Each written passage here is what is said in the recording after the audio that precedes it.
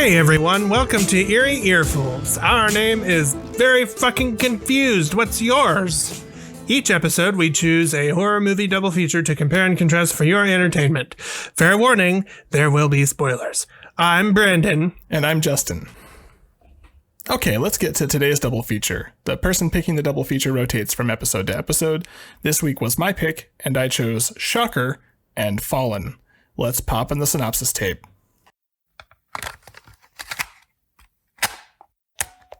Shocker is a 1989 slasher film written and directed by Wes Craven. While college football star Jonathan Parker is sleeping with his girlfriend Allison, he's haunted by nightmares of a serial killer. In his dreams, a television repairman with a limp named Horace Pinker kills Jonathan's foster family, his mother, brother, and sister, before turning to attack him. He wakes in a cold sweat and tries to convince himself it's just a dream, but his worst fears are realized when he returns home to find his family has indeed been murdered. He tells his dad, Lieutenant Don Parker, the lead detective on the case, that he thinks he knows who the murderer is, but insists that he be brought along to capture him. His father reluctantly agrees. The police raid results in several officers' deaths, and Pinker escapes and targets Jonathan's girlfriend, Allison, in retribution. Another of Jonathan's dreams leads the police to Pinker, whom they catch in the act of a kidnapping. The day of his execution, the guards find Pinker on the floor of his cell, holding jumper cables connected to a TV and performing some sort of demonic ritual.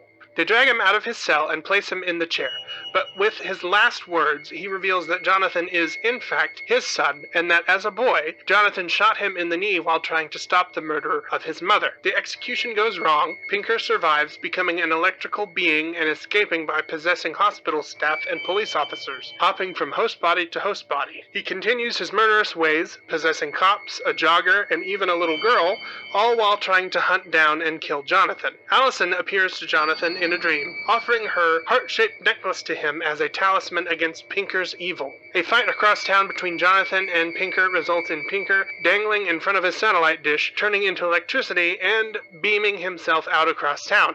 Jonathan, with the aid of Allison's spirit and his teammates, devises a plan to bring Pinker back into the real world. Pinker follows Jonathan into the television, and they proceed to brawl across multiple television programs and news broadcasts. Jonathan eventually traps him inside a television when his teammates kill the power for the whole town.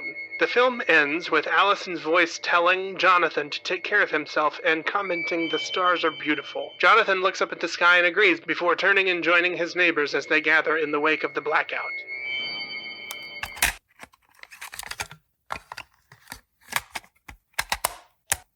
Fallen is a 1998 supernatural thriller written by Nicholas Kazan and directed by Gregory Hoblit. Philadelphia police detective John Hobbs visits serial killer Edgar Reese on death row. Reese is in oddly high spirits, and during their conversation he grabs Hobbs' hand and growls at him in what Hobbs assumes is gibberish. As he's executed in the gas chamber, Reese mockingly sings "Time Is On My Side" by the Rolling Stones. Later, Hobbs and his partner Jonesy begin investigating a new string of murders copying Reese's MO. Hobbs learns of a former detective who killed himself in a remote cabin in the woods after being blamed for a series of murders similar to Reese's. Hobbs checks out the abandoned cabin and finds several books about demonic possession, and the name Azazel scrawled on the wall. It's revealed that Reese was actually a fallen angel named Azazel with the power to possess human beings by touch. Since he failed to possess Hobbs before his execution, he wants to destroy Hobbs' life as revenge. He toys with Hobbs at the police station, hopping from officer to officer, then pedestrian to pedestrian, all while singing "Time Is On My Side." Hobbs soon becomes the prime suspect of the copycat killings, and when his brother is killed, he's forced to take his nephew and flee. Hobbs learns Azazel can only travel in spirit form for a limited amount of time without a host, or he'll die. So Hobbs returns to the late detective's abandoned cabin. Jonesy and his lieutenant track Hobbs to the cabin, but Jonesy reveals he's possessed by Azazel and kills the lieutenant. He and Hobbs wrestle for the gun, resulting in Jonesy being shot. Hobbs smokes a cigarette laced with poison as Jonesy dies, meaning once Hobbs dies, Azazel will be stranded and soon die himself. Hobbs taunts him, singing "Time Is On My Side." Azazel takes possession of Hobbs' body and attempts to flee, but the poison quickly kills Hobbs and ejects Azazel from the body. The film ends with Azazel possessing a cat, hiding under the cabin, and heading back to civilization to continue his terrible work. Okay, so why did you pick these two movies? When I picked these two movies, I did not expect them to pair together as well as they did. All I knew about Shocker was the ending. I knew that Shocker was about a serial killer who was placed on death row, and after his execution, he came back, and it had something to do with him hopping between television channels.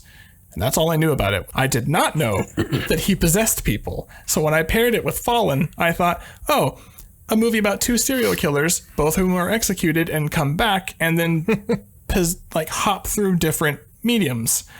I did not realize that it was literally about two serial killers who can hop from person to person and possess them, all while taunting the main character. So this actually paired way better than I expected it to, and I had expected them to pair pretty well together. So shows I'd never seen Shocker before, shows what I know. Yeah, I thought that was actually really funny because I thought you knew that. Like, I didn't know to that extent, but I knew, some of Shocker, and I had seen Fallen a long time ago. So when you, suggested the pairing, I was like, oh, okay. It's cool. It'll be like one of those really obvious pairings that we do, because we got to sprinkle one of those in every now and then, And then when you were like, oh, you paired really well together, I was like, well, yeah, like you picked him. For some reason, I don't know why, when I was watching them, I was like, yeah, it makes sense. But it just didn't occur to me that you didn't know that about Shocker. I wanted to talk a little bit about how these, just compare and contrast these two movies, because like I said, I didn't expect them to pair so well together. It's fascinating how similar they are in concept and how different they are in execution. They are wildly different movies with very different tones. Shocker is goofy as balls. It is a silly movie that's almost kind of trying to be kind of a new Nightmare on Elm Street in a lot of ways. And then Fallen feels so much like Seven that it almost felt like a parody of Seven to me. Well, I know you might find this shocking, but of the two movies, I personally enjoyed Fallen more than I enjoyed Shocker. I don't really know what it was. I can't really explain it other than the fact that it was just a matter of, I don't know. I guess at the end of the day, it was just a matter of in which one did I care about the characters more? And it was definitely in Fallen, because everything in Shocker was presented in, I don't know. It was like already right off the bat, the cheese level was like 10. Yeah. And it almost left it nowhere to go because the guy literally limps into frame with the beat of an 89 rocker song called Shocker by some dumb fucking band. I don't know. Like I said, I feel like other Wes Craven movies have also started out like cheese level 10, expert level, whatever. Yeah. And for some reason, this one just didn't do it for me. I don't know why. I was watching it and I was like, why do I care? Why do I care? And then, he like does the jumper cable thing. And I was like, so wait, how did he get into the TV? He talked to the devil and then they start fighting across the different channels. And I was like, hold on. Oh my. Yeah. And it just, so it's not a very long movie either. It's only like 90 minutes. Oh no, it's not. It's long. It's longer than you think. Oh, this is 110 minutes. 110 minutes. 10 minutes short of 2 hours. It's almost 2 hours long. That's crazy. But really quick, I want to talk about Shocker because there were some things in this movie that, one, Shocker is shockingly similar to A Nightmare on Elm Street.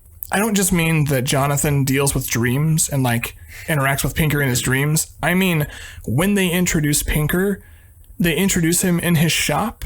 They never show his face, and they show close-ups of him working with his shop tools. It's the exact same way that they introduced Freddy Krueger in the first movie, because when they introduced him in Nightmare on Elm Street, he's like building his glove. And in this one, he was piece by piece like building this television. He was, or something. I don't entirely know what he was doing, but it was electronic thingy. I don't know. It was weird though, because it was so pacing wise, it was so similar. And then it starts with like a kill, like a sort of an opening kill, and then pivots into introducing the main character.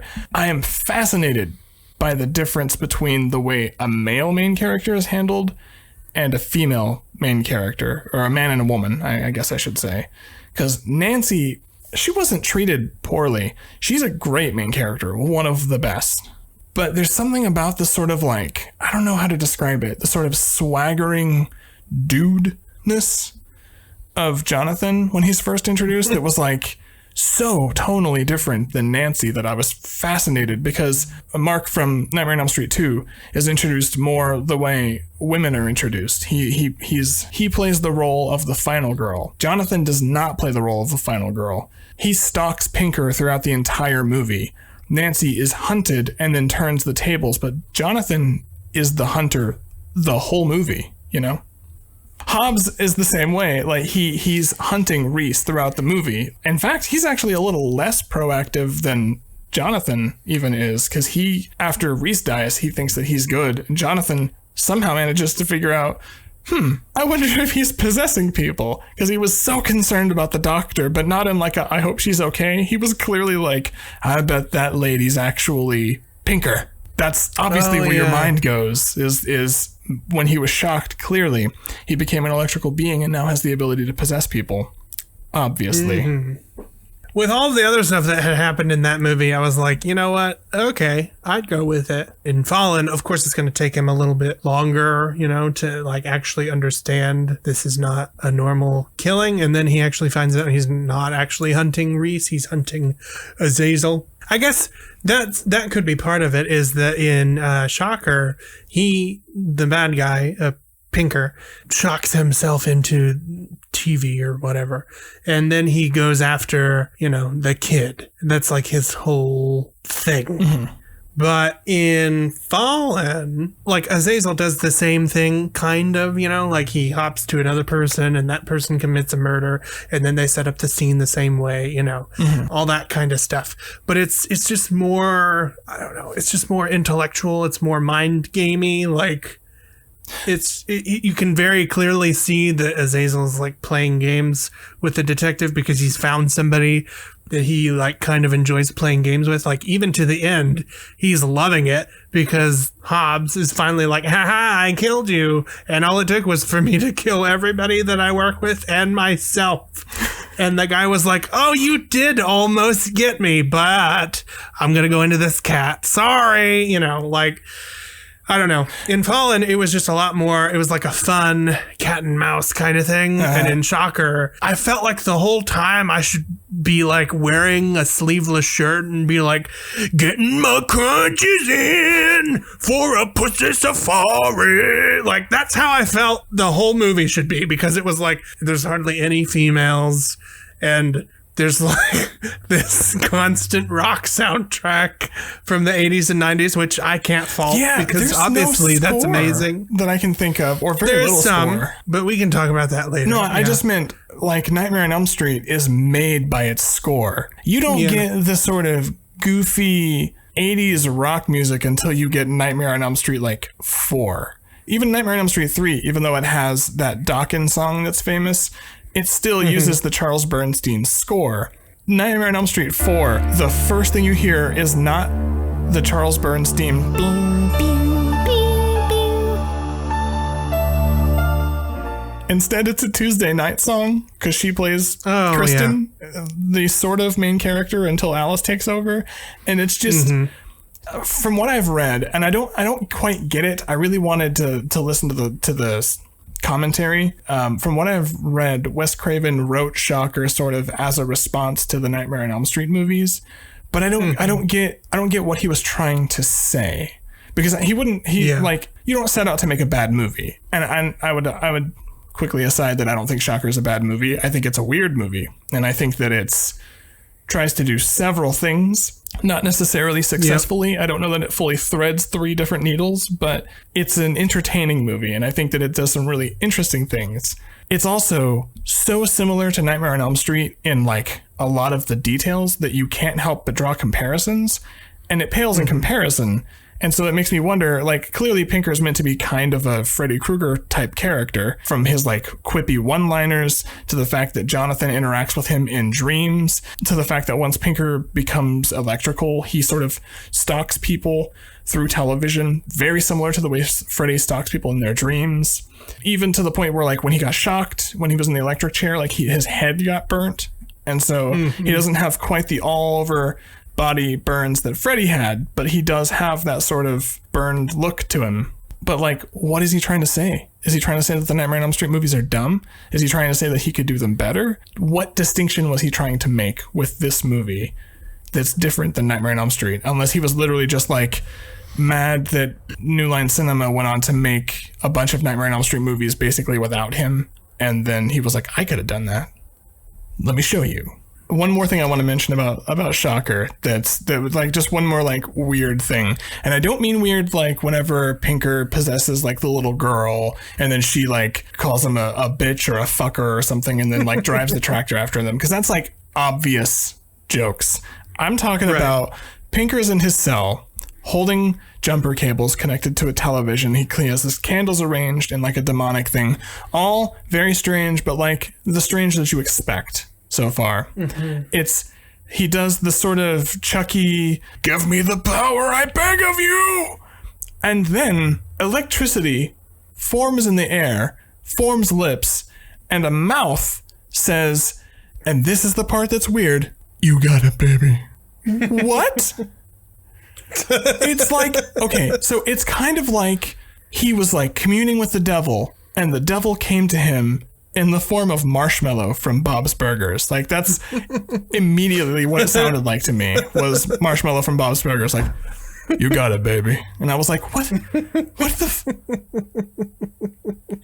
One of the things that I wanted to talk about when I watched these two movies, it was immediately obvious the topic I wanted to look at was capital punishment, the death penalty, because both of them are about serial killers who are sentenced to death. The fascinating thing about the way, honestly, both of these movies, but especially Shocker, approaches the death penalty is like super pro death penalty. When Pinker is put to death, he is not remorseful. He is just a cackling madman.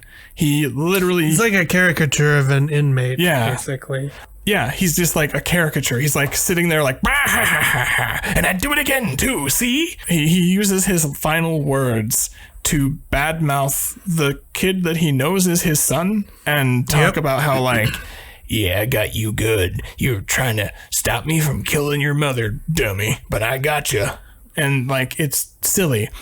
And what's really interesting is that they go the extra mile of having a doctor there who specifically is very anti-death penalty. And she's disgusted with the way that they're treating him because they're treating him like some kind of animal. And then she's proven wrong. Like, the movie effectively is like, nah, she's dumb, because he possesses her first. She's the first person to be possessed because she goes in there to check on him after the execution seems to fail. And the movie is so pro death penalty. Like, obviously Pinker deserves to die.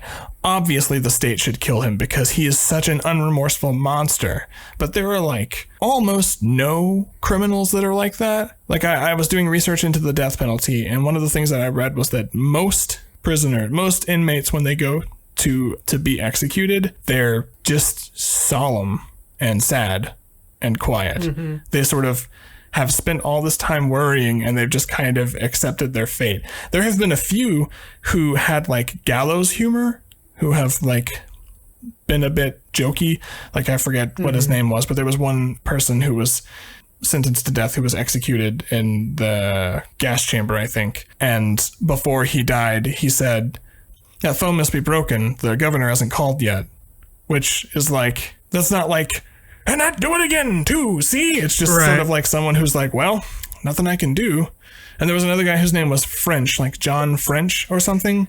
His last words were sort of like, I think his last actual words were, you came here to kill me. You didn't come here to hear speech, for me to make a speech or something like that. But his last words to reporters, like the day before, was a suggestion for the headline, which was French fries. And it's just wild to me that like, that's such obvious coping with your own imminent demise versus the cackling, mustache twirling bad guy that Pinker is portrayed as. And the doctor is played as this dummy, basically, like this big fool for thinking that he deserved to be treated like a human because he is an animal. It's not quite that heavy-handed in Fallen, but there is basically like an implied, like, he is technically possessed by a demon, but he's like this monster who's singing "Time Is on My Side," and he's like acting like a rock star, getting off on all of this attention. And it's just fascinating because it's his glibness in the face of his own mortality is meant to disgust us as viewers, because he's not remorseful, he's not sad, like he's being punished, he's being killed for his crimes, and yet he's not remorseful enough. It's sort of like if you've ever watched an adult like yelling at a teenager or a kid, you know, like the kid either starts laughing or smiling or like isn't effectively subservient enough to the adult's authority, and they're like, what are you laughing at? You know what I mean? Mm-hmm. That's kind of how Fallen seems to play it, is like, well, he deserves to die because he's not sad. And if he were a real person, he'd be sad. But most of the criminals, most of the inmates who go to their execution either apologize or are just generally solemn and quiet until it's over. So I did some research into just general facts about the death penalty. As of 2019, 106 countries have completely abolished the death penalty in law for all crimes. And it's a wide variety of countries. It's Germany, Italy, Finland, Sweden, the UK. It's also Serbia, Colombia, Rwanda, Turkey, Cambodia. All have outlawed the death penalty completely. And there's a total of 142 countries who have either abolished the death penalty outright in law or in practice, meaning that even though they have the death penalty, they haven't used it in like the past 10 years. There were 657 people who were executed in 2019, excluding China, but that 657 people executed is down 5% from 2018. In the US, the number of executions has been below 30 for the past 4 years, so we've only executed 30 people each of the past 4 years. As of 2020, 22 states and the District of Columbia, DC, have abolished the death penalty. 3 have governor-imposed moratoria against it. As of April this year, there were 2,603 prisoners on death row. And here's where the statistics get just... Christ. 42% of death row inmates are white. 41% of death row inmates are black. Here's the thing, though. Black folks only make up 13% of the U.S. population, yet somehow they make up 41% of inmates on death row. You know, just an example of how the criminal justice system continually affects black folks worse than it affects white folks. In a 2009 study, 88% of criminologists that were surveyed said they did not believe the death penalty was a significant deterrent, which was actually up from 84% when this last was done in 1986. In another 2009 study, Manhattan District Attorney Robert Morgenthau and Bronx DA Robert Johnson were both adamantly opposed to the death penalty, and they wrote about it in 1995 for the New York Times. One of the arguments for the death penalty is that as long as the death penalty is a possible consequence to your actions, that's a deterrent for people not to do crimes. This study was examining that by looking at Manhattan and the Bronx, because both of those had district attorneys that were vocally anti-death penalty. And in spite of that, between 1995 and 2004, the murder rate in Manhattan and the Bronx both dropped by 64%. In Brooklyn, as a converse point, Brooklyn's top prosecutor had the largest pursuit of the death penalty, and their murder rates only dropped by 43%. Despite executions continuing to drop both in popularity and in practice, murder rates have been steadily declining since 1991, and murder rates in states without the death penalty have been consistently lower than states with the death penalty. This is conjecture on my part, but when you compare the states that have the death penalty and the states that don't have the death penalty, it falls roughly where you would expect. The states that don't have the death penalty tend to be more progressive and liberal, which also means they tend to have more robust social programs which meet the needs that stop crime before it happens. And in states that have the death penalty, they tend to be more conservative, they tend to have more restricted social programs, which also tend to have a higher rate in poverty and a higher rate in crime. On the subject of crime, I also did research into serial killers. So this thought actually sparked because I was listening to an episode of The Faculty of Horror, and I think it was Andrea Subasati who just mentioned offhandedly how serial killers were being replaced with mass shooters. And as I was watching this movie and I was thinking about how you don't hear as much about serial killers, even the most recent example that's super famous is the Golden State Killer. And his crimes are all from back when serial killers were a thing, back in their heyday. It's not like 70s and 80s. Yeah, it's not like he's actively doing it. I think the most recent one was a serial killer who was targeting gay men in Canada, which is bad. And it's not that there are no serial killers. They're just way less frequent. So I did some research, and until 1974, mass murder referred to both mass killings and serial killings. They didn't differentiate between the two. Since then, they kind of split those two things off a little bit, but the details are a bit murkier. For serial killers, there's not necessarily like one firm definition, but they have more of an idea of what they consider a serial killer or a serial murder.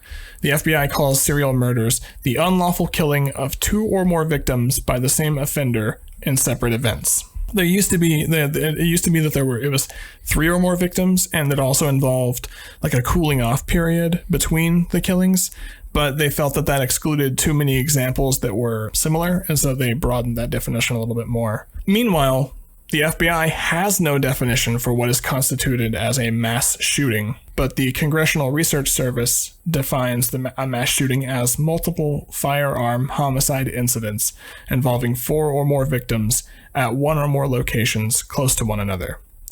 It is specifically, they have to die. If the people don't die, they don't consider it a mass shooting, which to me is crazy.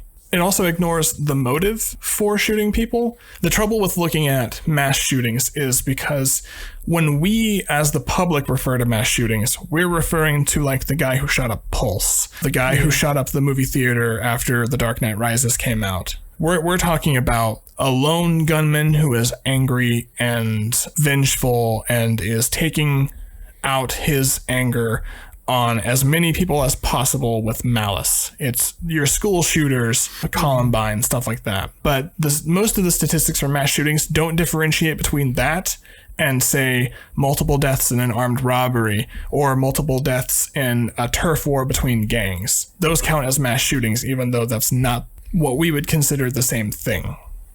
I was reading through some different debates about why there's like serial killers have dropped off. Some have posited that it's because forensics are better, and so we're able to catch people before, like we're catching them after one murder instead of 2 or 3. Some other people have posited that it's because victims are harder to find because people are more alert of the threats and of threats in general, and thanks to technology and things like cell phones, it's easier to call for help and for people to both be more mindful of their surroundings and get help than, back in the 70s and 80s when if you were alone on a dark road, you were alone on a dark road. There's also just the fact that violent crime overall has steadily been declining for decades. The last thing I kind of want to go through is there were some theories about why serial killings have fallen off. Some people, like Andrea Subasati mentioned, I believe it was her, but some people have theorized that serial killings have fallen off and just been replaced with mass shootings. There are others that argue that that's not actually the case, though, that the psychology behind the two crimes is very different because serial killings involve more commitment. It's like a perpetuating cycle. And they theorize that when a serial killer kills, they enjoy the act so much and find such a thrill and kind of trying to perfect their crime that they'll just continue to do it, chasing that high and trying to improve, perfect whatever their vision is. Versus like mass shooters, which are usually motivated by vengeance, and it's usually retaliating against society, although grandiosity and fame and attention can factor into that as well. But it's usually like an angry person who is lashing out against society in some way for something. An interesting thing I saw that was, I wanted to bring it up just because I think it's silly, but there were a few criminologists and psychologists that said that we would possibly see a spike of serial killings. It's that things have fallen off for now, but it's because things, basically their theory is that things have just been too good to produce serial killers. lately. And they think that we'll see a spike of serial killers in 2030 because a lot of the serial killers of the 70s and 80s were brought up by parents that were dealing with the fallout of World War II and the Great Depression. Basically, their parents were traumatized by these horrible events, and it affected the way that they raised their kids. And serial killers don't usually become serial killers. They're sort of formed in childhood, even though they don't act on a lot of those urges until they're older. It's a childhood trauma that forms them. And so some of these criminologists have theorized that the 2008 market crash will result in the next spike of serial killers in roughly 2030. But and this is me personally, a non-expert and dummy, I wonder why specifically the 2008 market crash would result in a spike of serial killers, but we haven't seen that spike as of 2020, which is 19 years after 9/11. And that was a very traumatic event that resulted in a very long war that is still going on. Right. And yet, yeah, we haven't seen a big spike in. I appreciate what they're going for, but yeah, in all honesty, in my opinion, which is worth a lot because I'm a certified expert, I would call that a bunch of hooey because, first of all, I take issue with the part where they talk about they were brought up by their parents and they're reeling from the fallout of World War II. I don't know if, a lot of people know this, but probably one of the best times economically to be born in the United States was right after World War II because we had all the money and the war basically got us out of the Depression. So after the war was done, we were done with rations. We were done with so much shit and things just took off, people were getting cars. People started moving to the suburbs. That's where so much of our modern aesthetic comes from. Yeah. Is the 50s, the huge boom after World War II. No, I call bullshit because there was probably no better time to be brought up in America as far as the economy is concerned than right after World War II. They're using World War II and the Great Depression as examples, but it's not the economy that they're theorizing. It's that the emotional fallout of those. A whole bunch of people went to war in World War II, and when they came back, they were fucked up. And therefore, those people, when they came back, because they were emotionally distant and had to do terrible things and become killers, came back and raised their kids emotionally distant and potentially fucked up and traumatized them. And those kids then grew up to become serial killers because they were raised by parents who themselves were fucked up from World War II. And their theory is that kids raised by parents that went through the 2008 market crash will have similar experiences of childhood trauma from these parents who were fucked up from this essentially second Great Depression, and that will lead to childhood traumas that create more serial killers. I also call bullshit because the 2008 market crash was horrible, but it was nothing. It was not the Great Depression. There wasn't a dust bowl. We didn't have people. It was terrible, but it was not. The world is just different than it was then. Yeah. In a lot of ways. The war on terror was fucking awful, but it also wasn't the same type of war as World War II was. The style of fighting just isn't the same. Yeah. Plus, not to mention, psychology has become a lot more important in helping, veterans and just people in general. I feel like psychology is on the rise with people, talking to therapists and stuff and dealing with their issues in a more healthy way. And so that was certainly not the thing at that time after World War II. What, are you kidding me? Yeah, that's why in my head I was like, no way. Even the people that came back fucked up were still woo, we're America, we won, They at least got that satisfaction of being the last generation of people to be I lost my leg, but we won, and it was just a huge, extremely positive time. It was at least the economy had turned around. We had surplus, everything. Sure, a whole bunch of people died, but the bad guys lost. And now, I don't know. Well, Like those, I think those are personally, I don't know, I could be really shitty, horrible person, but personally, I feel like those are really great circumstances to turn out some great human beings. And then what did we get? Fucking boomers. And like all they've done ever since then is just tear shit up and be horrible. So maybe it's a generational thing. I mean, and maybe we won't see a bunch of serial killers because boomers will all take them away. I think that when they go extinct. I think it has something to do. I think you're on the right track with like people being like psychology coming further. I think it has, honestly, I think it has something to do with the internet because people are just more well informed in general. Even the most uneducated people generally know more than they did 50 years ago or 60 or 70 years ago. Like it's just people are more educated, and I think that's resulting in. Honestly, I think that's why crime is going down too, because crime has been on the decline since like the 70s or 80s, and I think it's because the more educated a populace is, the more they are aware of the sources of the problem and of how to fix them. All right. So, music. Let's get this train started. No, I don't really have a bunch. I did think it was interesting that the scores for Shocker and Fallen are basically accomplishing like the same thing. They're done differently. So like Shocker has a score that's composed by William Goldstein, and he does a pretty traditional slasher score to the film. Like it's a lot of it's very reminiscent of like Texas Chainsaw Massacre, which we talked about, a long time ago, with the whole idea of music concrete, which is like a bunch of different sounds kind of smushed together to make a sort of soundscape.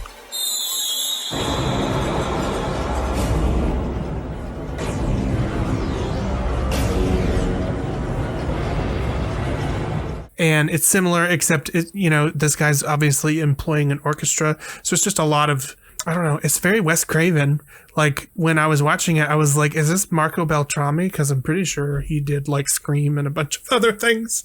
And then I was like, oh no, it's not, but it sounds so much like him because that's his thing. He's like, I'm going to do a slasher movie. What do I want? Do I want something that people are going to walk out of the theater going, oh, that was a nice tune? Or am I going to want, well, I want the second one. So,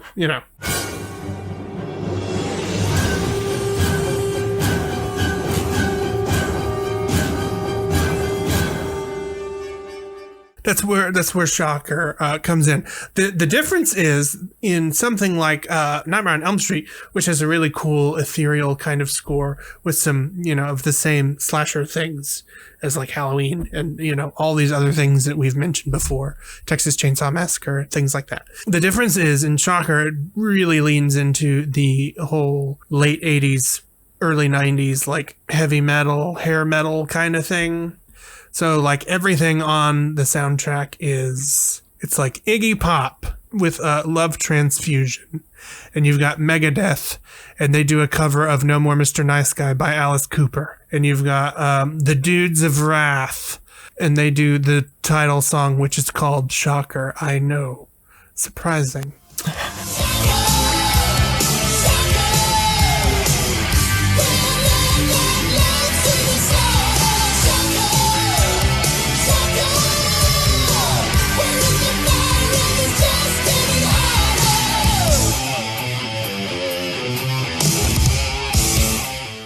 So it's really weird because the first time I watched it, I was like, I don't think there was any score in that movie. And it is. It's just not really memorable score. It's like the same cues you get from every other slasher movie where it's like, I don't know. I have no new words for it anymore. We're on episode 12 and all I can say is basic slasher score. It's funny because I also, you heard me earlier in the episode say that I didn't think there was score because I don't remember any.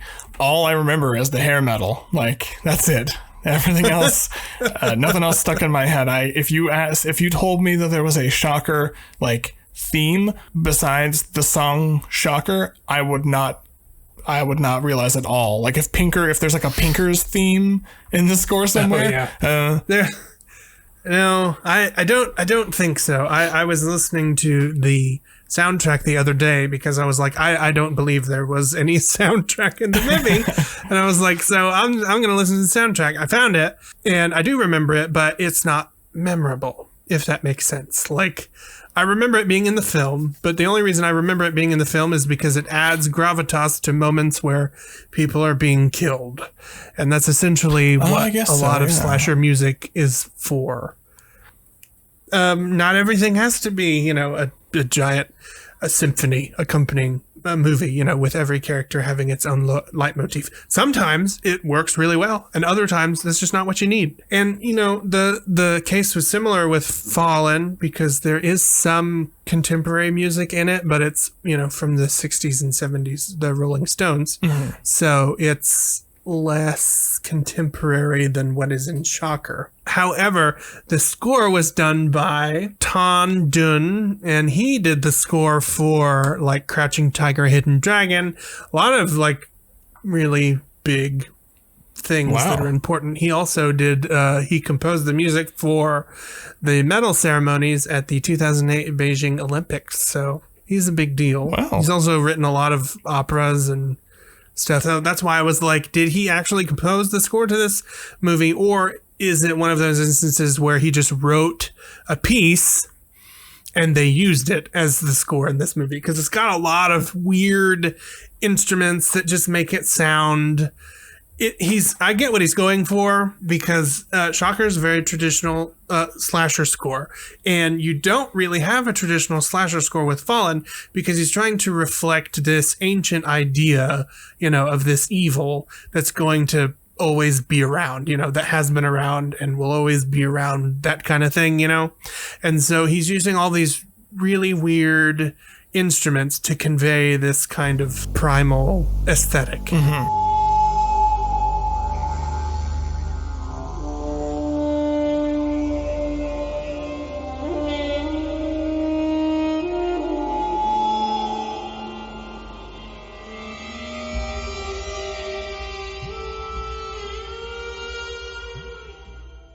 And one of the things that people love to hear is the water phone. It's like a big stainless steel looking thing. It's got like a donut at the bottom, stainless steel donut, and then out of the middle is like a stainless steel pole, and that's where you pour the water. And then up on the sides, it's got all these little tines, like fork tines or whatever, that you take a violin bow and you bow across those little tines, and it makes that weird noise that everybody loves.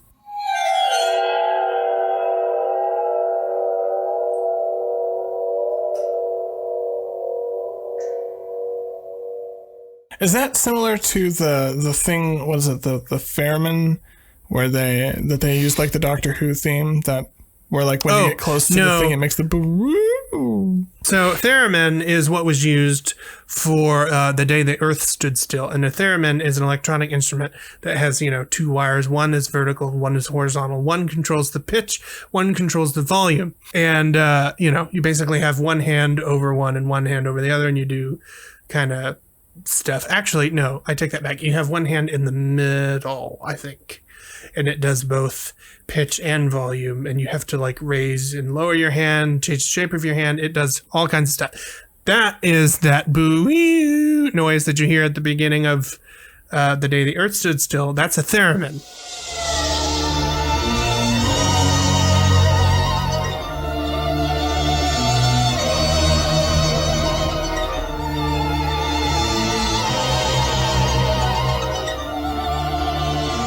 In Doctor Who, they used these little like electromagnetic tapes that had tones on them, and they just like cut a whole bunch of them apart and taped them back together and played it back through the machine. And when they played it back through the machine, that's what they got was the Doctor Who theme. So they kept it that way. It sounds similar because it is an electronic instrument, but it's produced differently. And this is not an electronic instrument. It's literally like all stainless steel, and then you take a violin bow that has plenty of rosin on it, and you rake it across all those little metal spikes, and it creates a spooky sound. But yeah, he just uses a lot of instrument. That was one that I could think of. There's several other like really interesting string instruments that he employs that contribute to that. And I don't know what all of them are, but I just thought it was really interesting how it's like kind of the same thing because you get a lot of the same beats, but it's also very different because you've got one that's actually like in Fallen, it actually feels like it's adding a commentary, you know, to like, this is just like the bad guy in the film is actually a demon, not so much the bad, you know, a bad human. Meanwhile, Shocker is just like, I need something to scare people when the guy jumps out. What do I do? Violins, trill, bass drum. Got it. Boom. I also have a little section on the history of possession. I was thinking about like, when did possession in films specifically start? Because that seems like a really radical idea from, you know, the really early days of film where they were just like, let's tell all of the tamest stories possible, sort of, with the exception of like, you know, Birth of a Nation and shit like that. But anyway, the history of spirit possession is like probably, I think, as old as people. It's one of those things that you can't really, I don't think you could do a history on it because it's like as old as however the oldest religion is in the world. Like, as long as there have been religions, there have been tales of people being possessed by spirits or things or other people. Like, it's a whole thing. Right. And pretty much every major religion around the world has some kind of an idea with possession. Like, I think they did a survey once where it was like 74% of the people sampled in 488 societies, they believed possession was real.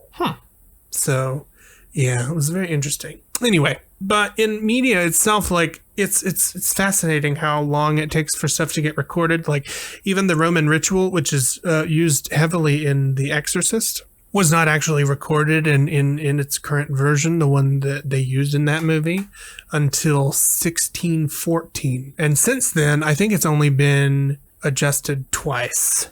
And both times it was really recently. It was like once in the late 90s and once in the mid 2000s when the Roman ritual was adjusted. And since then it was basically unchanged from 1614 on. As far as film is concerned, a lot of the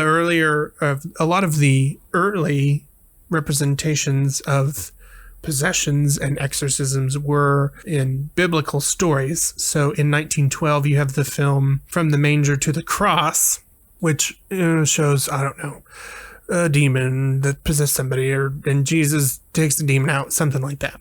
And then the same thing in 1927 in The King of Kings, very similar situation, you know, and it just kind of goes in that same pattern. Like, the more, it's really just in religious sagas that talk about the life of Jesus and stuff like that where you really see possession, you know, or exorcism as a thing. I did find a film, it's a 1962 film called The Reluctant Saint. And that film has a dramatic exorcism that's like at the climax of the movie, but you find out that that person was not possessed after all. So it kind of turns into a whoopsie, this person was not possessed. So anywho, roll credits. I don't know. Seems kind of weird. And then in 1968, you've got Rosemary's Baby, which is where, you know, somebody is impregnated with the spawn of Satan, but not really the same thing as possession, but it's getting towards that same trajectory, you know? Right. And I think it's that same time in the 60s where, like, there was a 66 issue of Time for their Easter issue, and their whole Easter issue was about, is God dead? And that was in 1966. So it was really interesting how this progression of, like, you know, I don't know, I guess neo-Christianity, neo-spiritualism kind of thing, you know, after the 60s with the Vietnam and with the, you know, with everything that was going on, social change. So you've got this really interesting, like, all the baby boomers are like revolting, and you've got Vietnam, and you've got, campus unrest and this questioning of like, is religion really important in America? And it all kind of eventually culminates in 1974 with The Exorcist, which is really like basically the pinnacle of possession movies, because it was like one of the first movies where the sole subject of the movie was somebody who was possessed, and then how does one go about removing that from somebody? And both The Exorcist and The Omen, movies of that ilk in that era, they still had like a sliver of like a nihilistic ending to them, because even though, like at the end of The Exorcist, even though Reagan is no longer possessed, she, that Father Marin, is that his name? Father Marin? I think so. I can't remember. Anyway, the priest who's doing the exorcism, one of them dies, and the other one, jumps out the window with the demon still in his body. And then he dies, and he gets the last rites on the little sidewalk thing. But, it's kind of like, how do you kill evil? This is the same thing with Azazel in Fallen. Like, at the end, he dies, and you think, oh, he's almost outsmarted him, and then a cat comes by, and you're like, well, if they can go into anything, then how do you really stop them? I guess. And it's kind of the same thing with The Omen, too. Like, in the end of that movie, hell kind of wins. It's very interesting. I also never thought about how there's not really a lot of possession movies until The Exorcist. I was like, well, what about Abby? And then I remember that Abby came out at like just after the Exorcist came out. Mm-hmm. And yeah, it's really surprising how big. I mean, obviously I knew that The Exorcist was a huge movie for like horror films, but yeah, it was just a huge phenomenon. I even pulled up like body swapping stories, because that's kind of a possession trope kind of thing, where your body's possessed by somebody else, and it's really interesting. That's fairly new for an invention as far as humans are concerned as well, because like the first instance of that happening is in a book called Vice Versa, which is a great title, obviously. And that book was published in 1882. So that's fairly, recent for this kind of I'm trapped in another person's body kind of thing. In that story, I believe it's a father and son that switch places. But yeah, and then like from there, 1911, 1928, 1931, you've just got books and TV shows and TV episodes and movies, and they love to do the body swapping thing, which in my opinion, is a form of possession. Yeah, that's what they love doing these. Yeah, but they love doing these body swapping things. Like the section on like television show episodes is so long and ridiculous. I am surprised it's not its own page, because it's just so many shows, especially after Freaky Friday came out. Like that, basically created like that is the spoof that has been done a bajillion times. And when Freaky Friday came out, 1972. Huh. Interesting. Yeah, it's a children's book, and it was written in 1972. Very interesting. And it's actually considered a modern retelling of Vice Versa, which was published in 1882. Holy snap. So, yeah.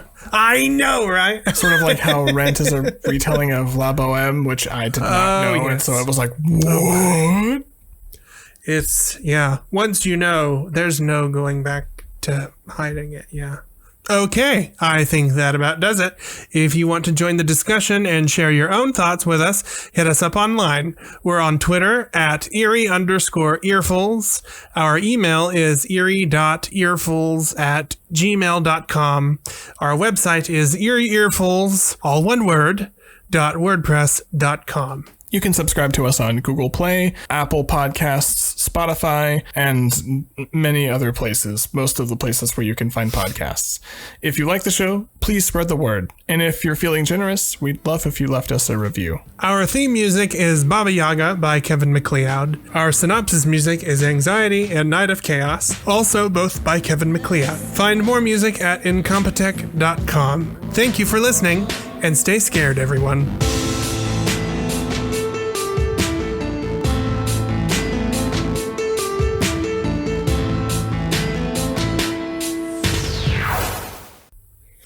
I really wanted to do it. Then I was like, no, Our Name is very fucking confused. Oh, it's from Urban Legend. Nope. Oh,